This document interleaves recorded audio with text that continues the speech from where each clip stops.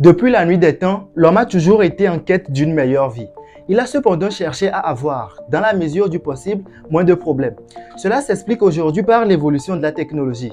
Aujourd'hui, les choses sont de plus en plus faciles, mais le problème n'est pas toujours résolu, puisque notre avidité, qui résulte dans la nature humaine, à toujours vouloir plus, nous emmène à nous dire que c'est jamais suffisant. Et nous tombons tout le temps dans le piège de la gratification immédiate, c'est-à-dire le plaisir court terme. Parfois, être jeune, c'est chiant. On a tout le temps des problèmes. On ne sait pas trop quoi faire de ces journées. On s'ennuie, on cherche constamment le plaisir et on fuit le plus possible l'inconfort. La question qui se pose aujourd'hui, c'est de savoir comment s'adapter dans notre monde d'aujourd'hui pour ne pas être pris dans ce gentil piège que peut nous tendre la nouvelle technologie. Bonsoir à tous, j'espère que vous allez bien. Bienvenue dans cette vidéo. Aujourd'hui, nous allons parler d'un sujet sensible. Nous allons voir 3 erreurs que nous faisons constamment dans notre journée et qui nuisent à notre productivité. Alors si tu es jeune, tu devrais regarder cette vidéo jusqu'à la fin. Et même si tu es vieux, tu devrais quand même regarder cette vidéo jusqu'à la fin et après l'envoyer à tes enfants. La première erreur que nous faisons souvent et que nous devons arrêter de faire quand nous nous réveillons, c'est de prendre directement notre téléphone et d'aller sur les réseaux sociaux. Dis-moi ce que tu as fait ce matin, je te dirai ce que tu feras ce soir. Parce que si tu commences mal ta journée, tu risques de mal la finir. Mais au contraire, si tu commences bien ta journée, alors tu as beaucoup de chances de bien la terminer. Alors si tu as l'habitude de te réveiller directement et de prendre ton téléphone, tu devrais arrêter pour 5 raisons. C'est que les réseaux sociaux vont consumer ton énergie, détruire ta concentration, détruire ton imagination, te mettre dans une constante illusion et si tu ne sais pas faire, c'est bientôt la dépression. Cette erreur pour moi, c'est une erreur vraiment importante à éviter et c'est la raison pour laquelle j'ai même d'ailleurs fait une vidéo là-dessus. Je ne veux pas trop me répéter ici et dans cette vidéo, j'ai même donné 4 raisons de pourquoi tu ne dois pas directement prendre ton téléphone après le réveil. Alors, tu peux aller la regarder après avoir regardé celle-ci, bien sûr. Ce que tu dois tout simplement retenir de cette partie, c'est que quand tu te réveilles, dans ta journée, il y a des tâches que tu dois faire. Et les tâches que tu dois faire peuvent être résumées généralement en 2 types de tâches. Il y a les tâches importantes et les tâches futiles.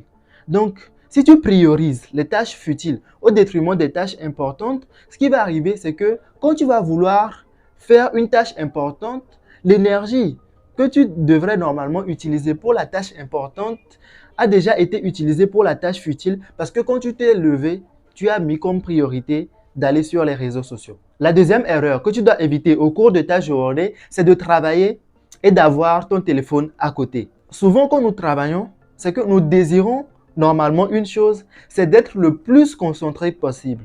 Et quand tu travailles, ton niveau d'efficacité va dépendre de ton niveau de concentration. Mais quand tu travailles et que tu as juste ton téléphone à côté, c'est que ça augmente le risque pour toi d'être distrait. Parce que les habitudes que nous avons peuvent être résumées en 4 étapes. Il y a d'abord un déclencheur, il y a une envie, une action et une récompense. Imagine que tu travailles et que tu as juste ton téléphone à côté. Donc, le simple fait d'avoir ton téléphone à côté va faire que tu vas vouloir aller vers ton téléphone. Parce que le déclencheur peut tout simplement être le fait d'avoir ton téléphone dans ton champ visuel. Et après, maintenant, tu vas avoir envie de prendre ton téléphone, d'aller sur les réseaux sociaux ou tout simplement de regarder des vidéos ou de regarder une série Netflix par exemple. Maintenant, l'envie va être le fait de prendre ton téléphone et d'aller sur les réseaux sociaux pour regarder des vidéos ou tout simplement de regarder des séries Netflix. Maintenant, l'action va être le fait de prendre le téléphone et de commencer à scroller. Et la récompense va être la dopamine que ton cerveau libère à chaque vidéo que tu regardes ou à chaque épisode que tu regardes. Alors, ce que moi je te propose, c'est que si tu travailles et que tu n'as pas forcément besoin de ton téléphone pour travailler, alors il n'a rien à faire sur ta table de travail. Je me rappelle qu'un jour, je discutais avec un ami et il était 22 h dépassé et je lui pose la question, qu'est-ce que tu fais? Et il me répond que je suis en train de faire un exercice de comptabilité. Et là, je me suis arrêté, je me suis dit, mais un exercice de comptabilité? C'est-à-dire qu'il fait un exercice de comptabilité en même temps qu'il écrit des messages. Et moi, je lui ai carrément posé la question, mais comment tu fais? Et il n'est pas le seul dans ce cas. Il y a plein de personnes qui font ça.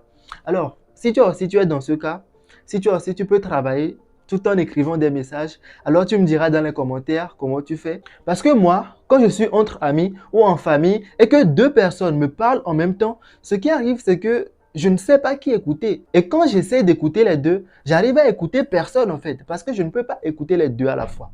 Ton cerveau ne peut pas se concentrer sur deux choses à la fois, mais comment certaines personnes peuvent travailler tout en écrivant des messages? En tout cas, je ne sais pas. Et c'est vrai que nous avons deux oreilles, mais les deux oreilles-là ne peuvent pas jouer le rôle de deux personnes. Tu ne peux écouter qu'une seule personne à la fois. Et c'est la même chose que tu ne peux faire qu'une seule chose à la fois. Ton cerveau ne peut pas se concentrer sur deux choses à la fois. Et maintenant, quand on essaye vraiment de se pencher sur la question, en réalité, ce n'est pas le téléphone le problème, mais le problème, c'est l'utilisation qu'on fait du téléphone. Parce que il y a plein de personnes aujourd'hui qui arrivent à faire des millions avec un simple téléphone portable. Donc ça veut dire que le portable n'est pas à mettre sur le banc des accusés, mais c'est plutôt notre utilisation que nous devons revoir et corriger. La troisième erreur que tu devrais arrêter de faire dans ta journée, c'est de ne pas prévoir ta journée de demain à l'avance. Une journée réussie est une journée qui a été préparée à l'avance. Et souvent, quand nous nous réveillons, c'est que nous avons plein de choses à faire dans la journée. Mais le problème, c'est que si nous n'avons pas prévu notre journée à l'avance, ce qui va se passer, c'est qu'on va commencer à réfléchir à qu'est-ce que je dois faire à cette période de ma journée. Et ce qui va faire que le fait de réfléchir à ce que tu vas faire dans ta journée, déjà, c'est de l'énergie que tu devrais normalement utiliser à attaquer la tâche directement. Donc, le fait de réfléchir à qu'est-ce que je dois faire, à quel moment je dois faire ça, va faire que tu vas dépenser beaucoup d'énergie, de l'énergie que tu aurais pu normalement utiliser à tout simplement t'attaquer à la tâche et la terminer. Moi, personnellement, qu'est-ce que je fais? J'ai un petit carnet ici, un petit carnet que j'ai nommé un carnet d'enfant dans lequel je note tout ce que je dois faire dans ma journée le lendemain pour ne pas que à chaque fois, je dois réfléchir à qu'est-ce que je dois faire à cette étape de ma journée, qu'est-ce que je ne dois pas faire, quelle est la tâche la plus importante que je dois réaliser aujourd'hui. Chaque fois que je termine une journée, j'essaie de prendre mon carnet et de noter tout ce qui est important à faire demain, à quel moment je dois les faire. Et souvent, je note ça par ordre d'importance et j'essaie de faire les choses les plus importantes le matin et de faire les choses les moins importantes le soir. Alors, cette règle n'est pas forcément applicable à tout le monde parce qu'il y a certaines personnes qui sont beaucoup plus du matin et il y a certaines personnes qui sont beaucoup plus du soir. Alors, je ne te cache pas que souvent, ça m'arrive aussi d'être du soir, de parfois reporter les tâches les plus importantes sur le soir parce que je n'ai pas forcément eu le temps ou peut-être que j'étais beaucoup plus apte à être concentré le soir. Donc ça peut arriver. Ce n'est pas quelque chose qui est vraiment figé et universel, je vais dire, parce que ça peut dépendre d'une personne à une autre. Donc certaines personnes peuvent être beaucoup plus concentrées le matin et il y a certaines personnes qui peuvent être beaucoup plus concentrées le soir. Alors donc, moi je l'ai fait avec un petit carnet. Toi, tu peux prendre un bloc-notes ou tout ce que tu veux pour le faire. Ça coûte pas cher, en plus c'est gratuit et ça aide à avoir beaucoup plus de productivité et ne pas avoir à réfléchir à qu'est-ce que tu vas faire à une étape de ta journée. Tu sais ce que tu dois faire au moment où tu dois le faire. Parce qu'une journée réussie est une journée qui a d'abord été préparée au préalable et la vie est un combat qu'il faut gagner tous les jours et les grands combats qu'on gagnera demain ne dépendent que des petits combats que nous gagnons au fur et à mesure aujourd'hui. N'oublie pas qu'il y a deux moments très primordiaux dans ta journée, le début de ta journée et la fin de ta journée. Parce que la manière dont tu la commences détermine la manière dont tu vas la finir. Donc, essaye de commencer ta journée avec les choses les plus importantes pour toi et finis ta journée avec les choses les plus importantes pour toi. C'était Candide. Dans cette vie, c'est à chacun sa vie, c'est à chacun sa vision. Vivez votre vie à la hauteur de vos ambitions.